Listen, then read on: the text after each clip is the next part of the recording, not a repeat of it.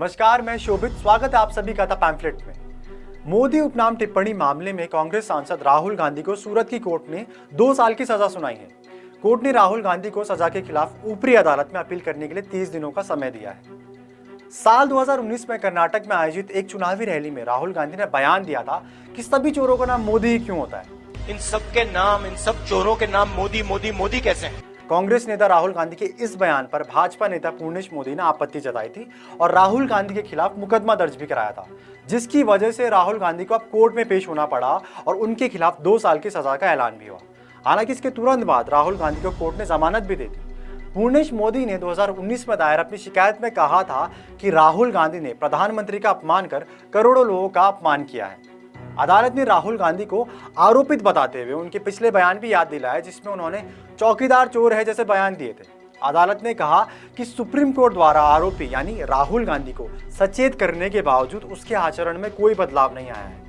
आम भाषा में समझाने के लिए इसके लिए एक कहावत है, लेकिन उनका इस्तेमाल करना राहुल गांधी के अनुयायियों को आहत कर सकता है, तो हम उस पर नहीं जाएंगे। राहुल गांधी के खिलाफ आईपीसी की धारा 499 और 500 के केस दर्ज किया गया था। आईपीसी की धारा 499 में आपराधिक मानहानि के मामलों में अधिकतम 2 साल की सजा का प्रावधान है।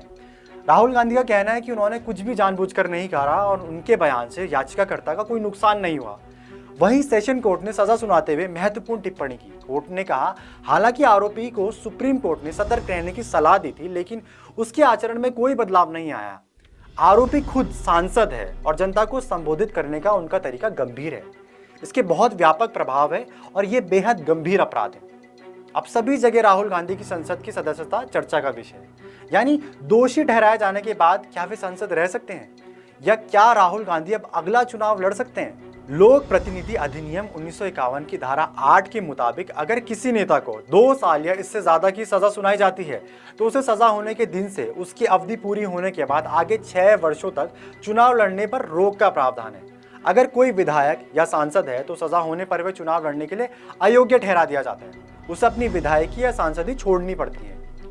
लिली थॉमस बनाम भारत संघ मामले में सुप्रीम कोर्ट ने फैसला सुनाया था कि कोई भी सांसद, विधायक या एमएलसी जिसे अपराध का दोषी ठहराया जाता है और न्यूनतम 2 साल की जेल दी जाती है, तत्काल प्रभाव से सदन की सदस्यता खो देता है।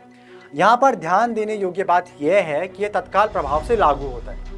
आपको बता दें, वर्ष 2013 में सुप्रीम कोर्ट ने जनप्रतिनिधित्व अधिनियम के उस प्रावधान को रद्द कर दिया था जिसमें निर्वाचित प्रतिनिधियों को अपनी सजा के खिलाफ अपील करने की अनुमति होती थी।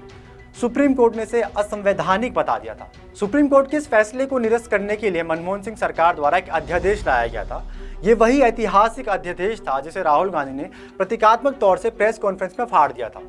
समय का खेल देखिए, आज यही पर्चा फाड़ना राहुल गांधी के लिए सबसे बड़ा सरदर्द बन गया है। अब वक्त की सुई घूमी और आज राहुल गांधी सुप्रीम कोर्ट के उसी फैसले के दायरे में आ गए। राहुल गांधी की सदस्यता जाएगी तो कानून के अनुसार वे अगले 8 साल तक चुनाव नहीं लड़ पाएंगे। राहुल गांधी चुनाव नहीं लड़ेंगे तो फायदा कांग्रेस को हो या बीजेपी को, यह तो वक्त ही बताएगा। लेकिन कोर्ट के इस फैसले के बाद कांग्रेस पार्टी में भगदड़ मच चुकी है। कांग्रेस पार्टी ने विपक्षी नेताओं की बैठक बुलाई है। राष्ट्रपति से मिलने का समय मांगा जा रहा है। वकीलों की फौज खड़ी कर दी गई है।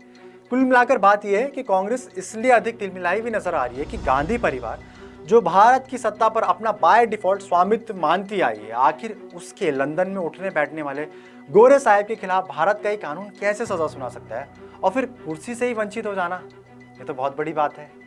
आप देखते रहिए द पैम्फलेट।